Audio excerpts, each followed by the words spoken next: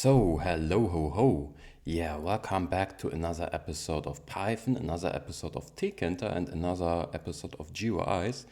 Today, it is still called tutorial for beginners or course for beginners because, today we are looking on a more easy widget or part of Tkinter, which are the combo boxes. First, let's create a really simple GUI. Let's import Tkinter as tk, or no screenshot, Tkinter as tk. And now from Tkinter import ttk as ttk. And now let's create something like GUI equals tk.tk, GUI.geometry 600, and something like def, or let's here define the function def button fun equals pass. I will do that soon.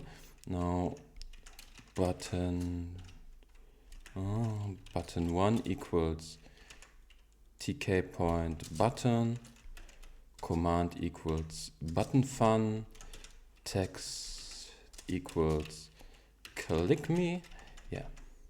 Now let's come to the combo box. I forgot something, like first button 1 point place, x equals 20, y equals 20, and GUI point main loop. That as a quick reminder how you create a simple GUI. Now if we run it, we should get something like this.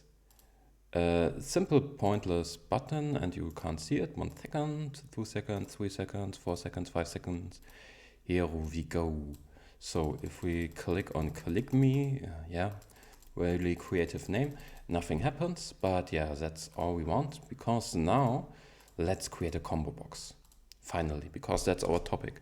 So how do you do it? We already imported ttk, as ttk is totally pointless, so let's just import ttk. And now combo master equals, I needed a name, and just combo isn't creative enough. Combo master equals ttk point combo box. Now what is a combo box? Combo box, you may, if you for example have a game and you have graphics and you can have multiple options for the graphic, for example shadow quality, high, low, medium, and where you can choose whether it is high, medium or low, this widget is called combo box. And the values is a kind of key element or key argument for that, because now we are typing 3.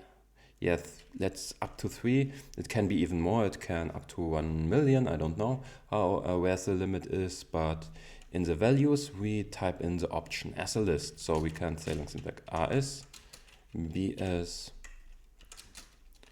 goodbye kitty, and hello dog. So now we can simply say combo master point place, x equals 20, y equals 60. Now again, if we run it, here we go. You see this, let me zoom a little bit. You can see now our combo box and the options. And this should be visible. It is visible in, that's bad, it's not visible if you're doing it on OBS. Pretty lame. 1 second. Sorry for the strange circumstances, but now you could see it. We have multiple options, as, BS, goodbye kitty, and hello dog. And so this is pretty simple, pretty easy to implement, but we have a few arguments. So what can we do? For example, self-explaining argument justify equals center, and it should be written in lowercase. Gives us that the arguments are written in the center. Now back to our GUI, let's rerun it. see for yourself. Now it's just in the center, like it's obvious. First it was more on the left side, now it's in the center. And one last issue, if you can see here, we can write our own stuff, but if we really want an option with only three different,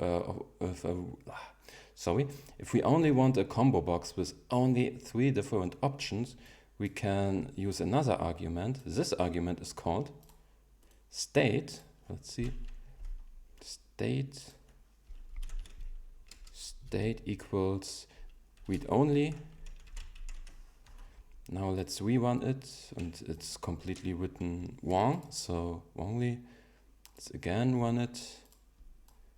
And now we can't write in it anymore, but we can still choose our arguments. It was like when I showed you before, you can, if you click on it, you can see the 4 options, but it won't be recorded on OBS. You can try it for yourself, then you will see what's really different. But yeah. So last and least, or but not least, you can do a font equals, and now we can define a tuple with a new argument like Arial for, and background equals black. Did I write it right? No, I'm totally stupid. Font 12, background equals black, and there is 1 or even 2 brackets too much. So let me see with my little eyes. Where's the issue?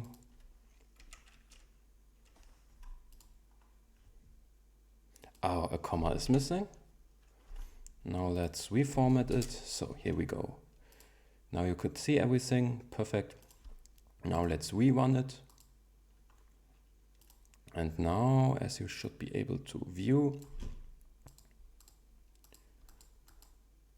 okay, the background is not black. Okay, the background is not black because, like, in the button tutorial you have to need a style, but yeah, that's a little bit too long. Maybe we can do that in another video. So let's keep it kind of simple. If you wanna know, I can post a code where we actually got a black background. But in this case, I guess this should be enough. Now let's decide what will happen if an option is chosen. That's something like, dev button fun, button 1.config, text equals, combo master point get. Should be that simple, I guess. And it is. Yeah. So you just need the get argument, like here we have hello dog, and yeah, the button changes to hello dog.